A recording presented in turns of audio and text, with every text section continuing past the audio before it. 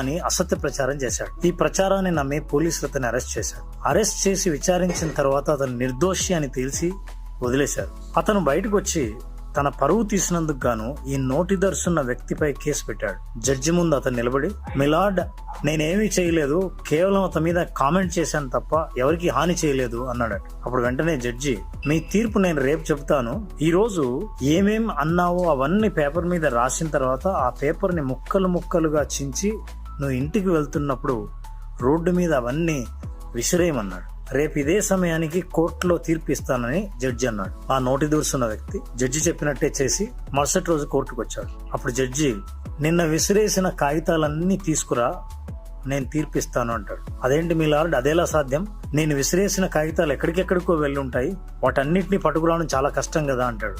అప్పుడు జడ్జి, అలాగే మనం నోటి దురుసుతో మాట్లాడే మాటలకు కూడా ప్రచారం జరిగి